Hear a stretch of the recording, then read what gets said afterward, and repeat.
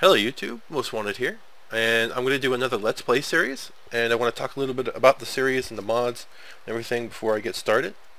So, it's going to be a kind of standard Let's Play series.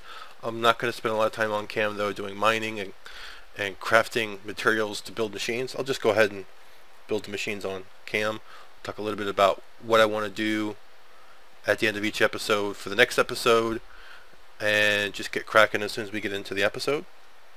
I'm going to try and show you guys my ideal easy start for FTB. This is a test pack, please ignore, heavily modded test pack, please ignore mod pack. I added redstone in motion so I could do some cool mining machines. I did enable Twilight Force, which was recommended by test pack, please ignore. I've played around with that in the past, although there's quite a few dungeons that are in Twilight Forest I haven't done. For those interested, I might do some Twilight Forest episodes. I also enabled dimensional doors. It's kind of a mod that isn't in very many, if at all, any mod packs, and it has some cool concepts to it that I'm going to play around with in this Let's Play. As far as mods I removed mods I know I'm not going to be using, especially if those mods had world generation that I would potentially have to deal with. So I went ahead and removed a couple of these. I removed the Beanie mod, Blood Magic, Darkcraft, Ender Prospecting, the Graviton Suit, Logistics Pipes, Magic Bees, Mariculture, which was recommended by test pack, please ignore, not to enable, and then Thumbcraft along with the Thaumic Tinkerer. Also the Translocator mod and Witchery. I'm not against those mods or anything like that, but I just don't plan on using them through this Let's Play, so I went ahead and removed them. So that's less hassle I have to deal with materials that I'm going to potentially end up gathering that I'm not going to end up using, so I went ahead and removed those. My ideal start is going to be mining turtles and smeltery. I already have a couple programs I'm going to be using that I've used in the past to be able to auto mine very early in the game, and I'll show you how you could set those up. I'll show you how they work, and I'll even be automating the smeltery pretty early. I'm going to go with the smeltery for quite a long way. There's a couple different configurations with the smeltery you could use that can extend its usefulness far beyond early gameplay. The tools, I'm going to be using the Tinker Construct tools and weapons. I'm probably going to go with a mechanism armor, although I might go with a diamond set early. I'll go with the mechanized flight and step assist modules, which make moving around the world easy. I didn't remove the power suit mod, but that's probably my end game set of armor that I'm really not going to bother building until very near the end of the game, because it takes a little bit of the fun out of the game. I'll build that armor after I've already done all the dungeon, crawling and things like that, killing baddies and things like that. When I really don't have much in the way of NPCs, I'm just finishing the text tree and things like that. I'll use Ars Magica for my range damage. I haven't really done much at all in Ars Magica, so I plan on trying to play around with that, and you'll get to see me fail at that. What else? I know the mechanized armor isn't exactly the best armor in the game. I don't want to create super armor suits that make me completely invulnerable.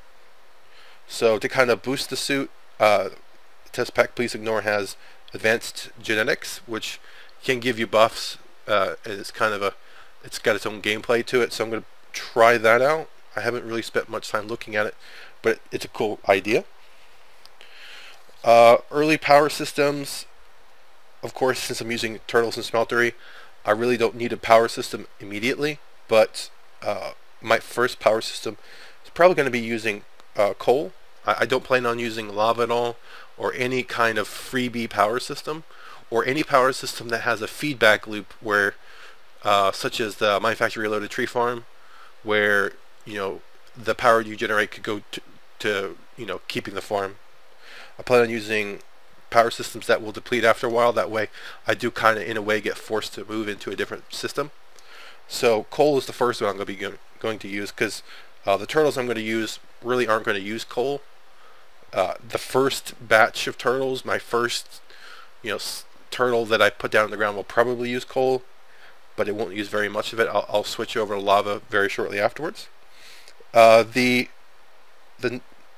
what I'll be doing is taking the coal and turning it into liquefied coal, which just about triples the potential power that you get from it.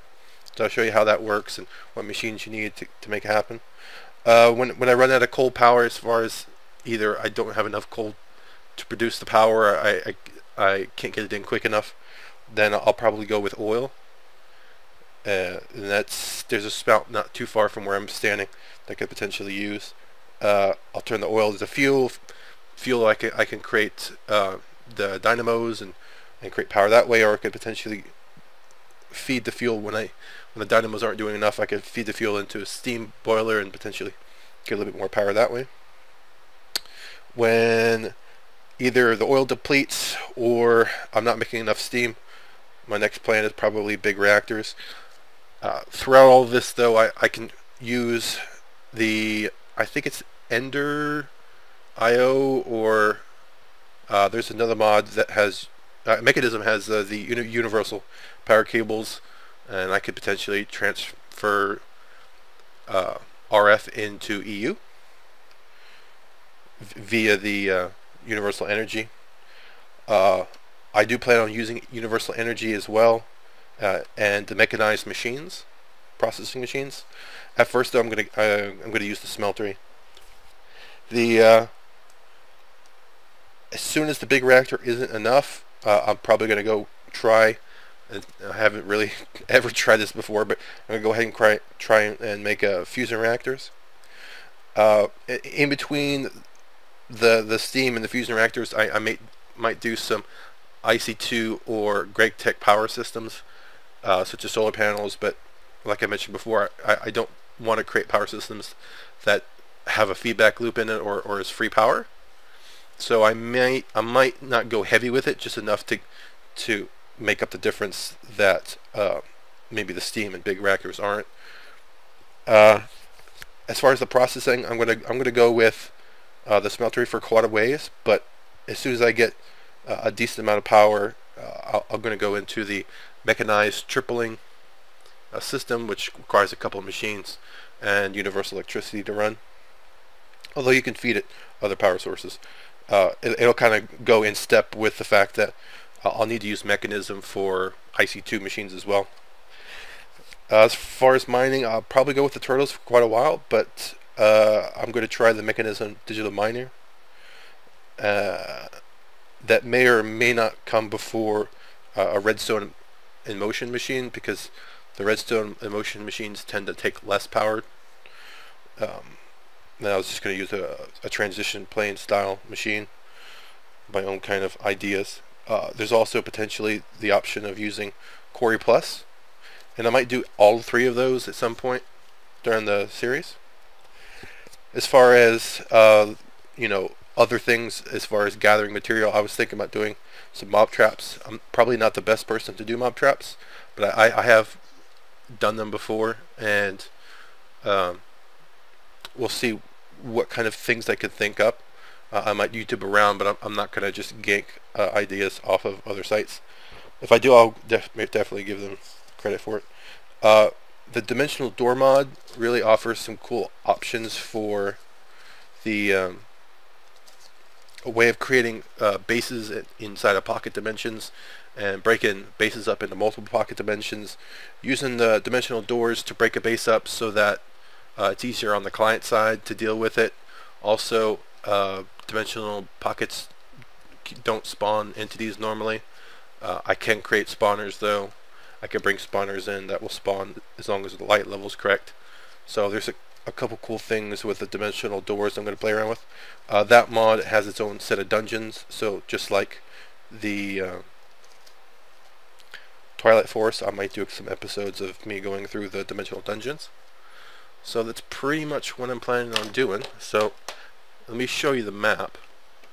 It's currently dark, but that kind of highlights some of the features of the island here. This is the journeyman map rather than the Reyes map. Benefit here is I can force render a decent area, and also I can save the maps outside of the game if I wanted to like JPEGs or something like that, which I might do if I create a nice over surface base. I could do some cool taking the screenshots, and over time you can watch me deforest this little island here, and then build bases and stuff. But as you can tell, there's 3 volcanoes, which is really a lot in a small area. It's not that big a deal. I'm actually probably going to end up using the lava for turtles. I'm not going to use the lava for generating power. The volcanoes don't really actually generate that much lava. And then it's a fairly small island. Let me see if I can pull up the grids. There we go. And if you can see those grid lines, those are chunks. So it's not absolutely, it's not huge, but it's not miniature either. It's pretty decent size. And then there's a strip of sand here that drops down into a swamp. So for Tinker's Construct, I know I'm going to need sand, clay, and gravel. So there's plenty of sand in this little strip here. There's plenty of clay in that swamp. There's a mod inside TPPI, this test pack, that that spawns clay underground. So I shouldn't have a problem gathering clay. Shouldn't have a problem getting started. I will eventually leave the island and kind of move my base into a dimensional pocket, a couple dimensional pockets, and try that out. And you'll get to see all that. So I'm going to go ahead and get my first couple days under my belt, build a hut, house, whatever, and then get some basic tools, get maybe do a turtle, or at least get the materials for the turtle. Then I can show you the programming of the turtle and things like that before I go ahead and start recording the next episode, because there isn't much to do or to show you that you're going to want to see for the first couple of hours. So we'll come back as soon as I get to that, and that'll probably be in the next episode. So I want to thank you guys for watching. If this sounds interesting and entertaining, then please go ahead and like it, subscribe, and watch the next episode. So thanks for watching, guys. Bye.